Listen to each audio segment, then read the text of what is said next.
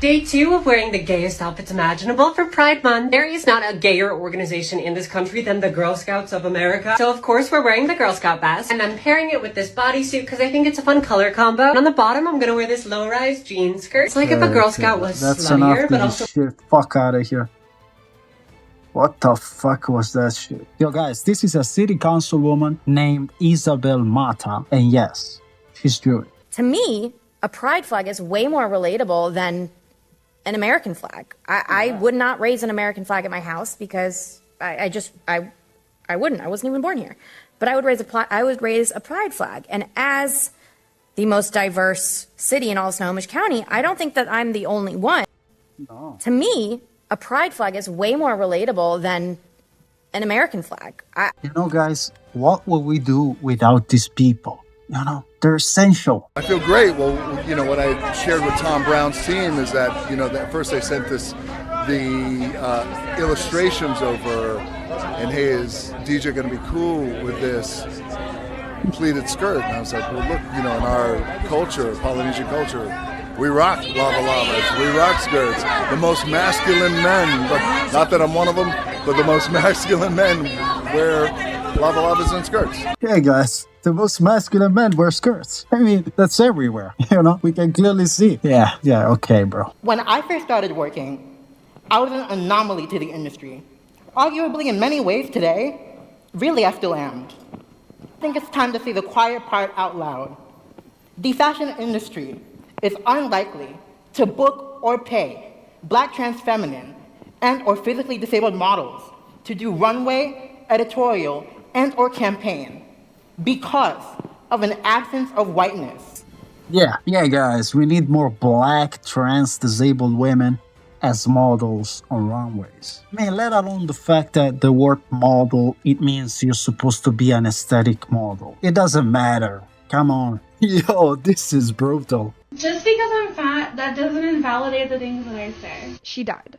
You ready to get supersized? She died too. I've got 3 McDonald's breakfast sandwiches. Which one's the best? He's dead. Join me on my Fat Positive radio show. Which didn't last long because she died. Yeah, and I don't wish death upon anyone, but obviously these people need to wake up, you know? Stop spreading bullshit. Come to reality. When we talk about, like, the changing rooms debate is a perfect example of this. The conversation around... Why should I, as a female, be forced to get changed in front of a male? Because this is, again, the conversation about where you view gender and somebody's right to self-autonomy. I've got no interest in how someone views their own gender. My question was, why should I, as a female, be forced to get undressed in front of a male? But if we're referring to a trans woman, then that is a woman. No, a trans woman is a biological male. So I'm asking you again, why should I, as a female, be forced to get undressed in front of a biological male? Right, but if somebody has a gender, answer for example... that question. Well, nobody's making you do that, Michelle. Yes, you do. There's cases going through the courts at the moment. I can think of one such case in the NHS where some nurses are taking action because they were forced to share a changing room with a gender-neutral changing room where there was a what you call a trans woman, i.e. a biological male, using those facilities. Yeah. So, yeah, it actually does happen. Right, so I ask you again, why should I, as a biological female, be forced to share and get undressed in front of a biological male? No. I will say trans men are men, trans women are women. That is my opinion, and I think that we need to respect So we haven't answered it. So basically what you're saying is I, as a biological female, have to get changed in front of some fella because you say the label is... That transgender people are... Do you think that trans people exist? Like... I think that what you call a transgender woman absolutely exists. I don't think it's a figment of your imagination, but I think that they're categorically, biologically male. So therefore, they cannot and should not be able to access female-only spaces. Lots of women like me do not want to have to get dressed and all the rest of it in front of biological men.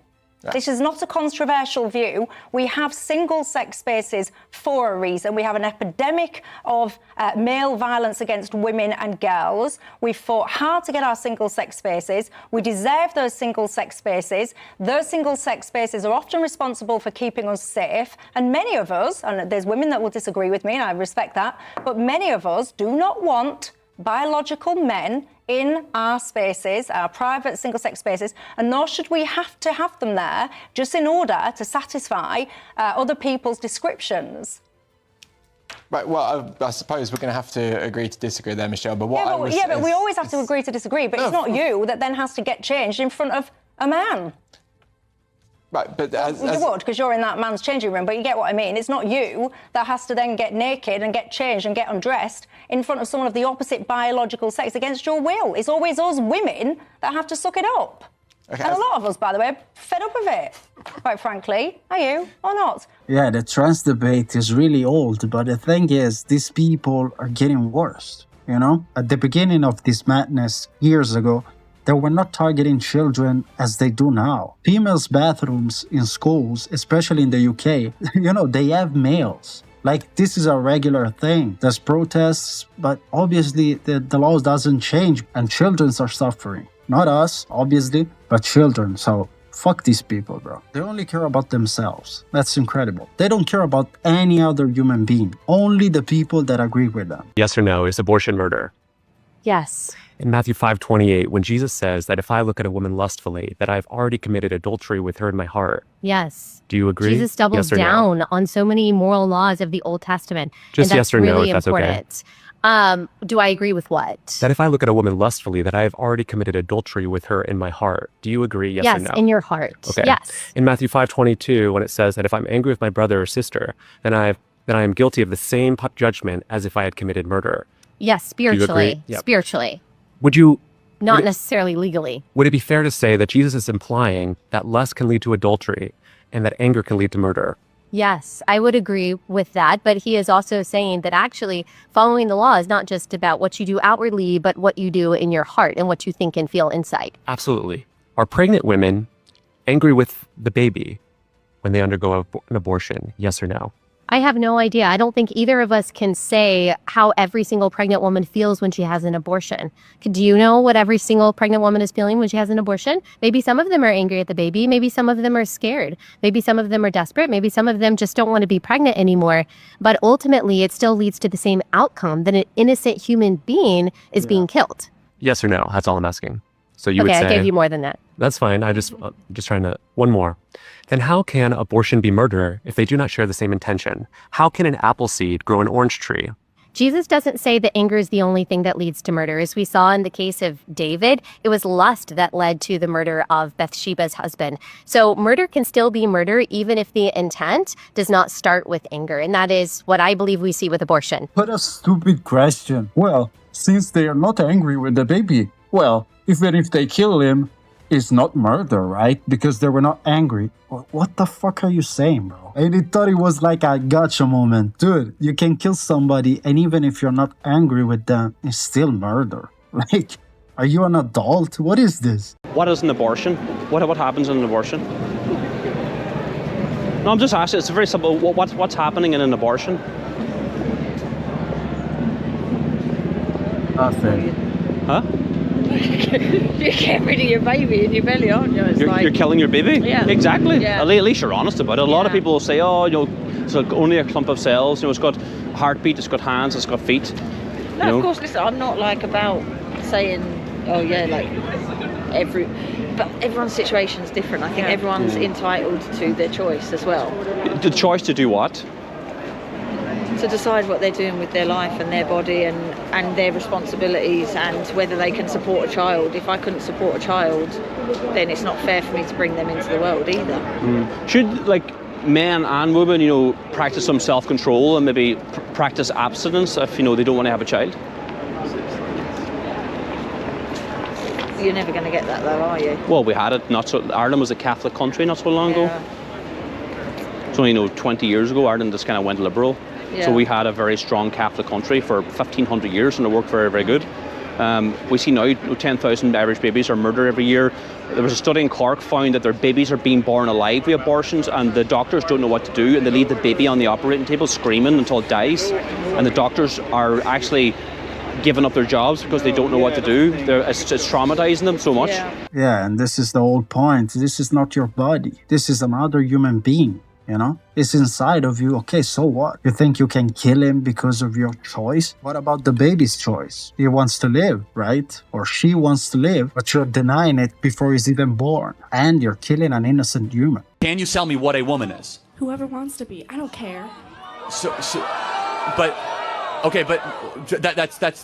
that's silly. Anyone can become a woman. But that still doesn't tell me what the woman is. Like, when is womanhood achieved? I don't know. Womanhood isn't, like, that's not a concrete thing. No, it's actually, like, the most concrete thing is male and female. I mean, this is the most fundamental truth of existence, that there is male and female. There's nothing more simple, more important, more foundational. That's not true in many other animal species. No, we're not other animal species, right? Let's stay focused on Homo sapiens. Like, there's nothing more fundamental than the male-female distinction. Well, you're talking biology. Why can't we talk about biology? No, fine. Talk about biology. Biologically, what is a woman? Biologically, women don't exist because women is a gender concept. Okay. A woman is a female, period, definitionally. So let me try to build this out. You say you're gay, so you're lesbian. It's fine, great. So you're attracted to women, right? Mm-hmm. So you do know what a woman is because you're attracted to them. I'm also attracted to trans women. You're attracted to trans women. Yeah, I'm attracted to both. So if you get intimate with a trans woman and you see a penis, you're cool with that? Yeah, it's a woman. So you actually are attracted to men. Maybe you're not gay.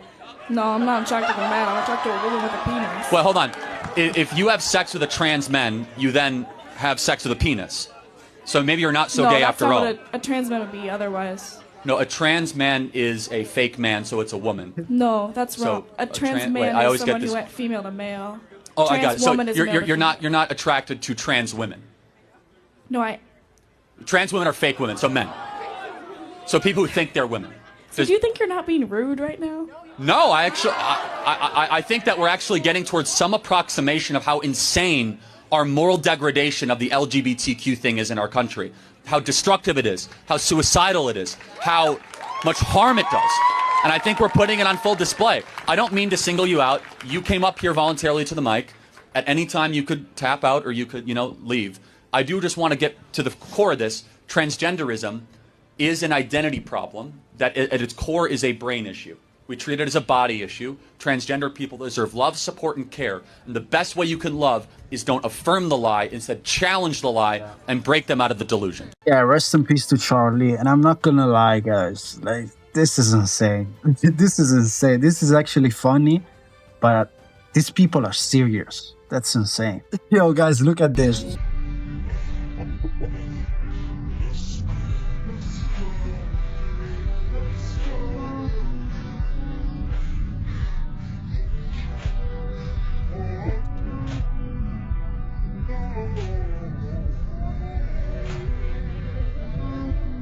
Yeah, so guys, let me know your thoughts down below. Leave a like and subscribe if you want to. Christ is King, and God bless.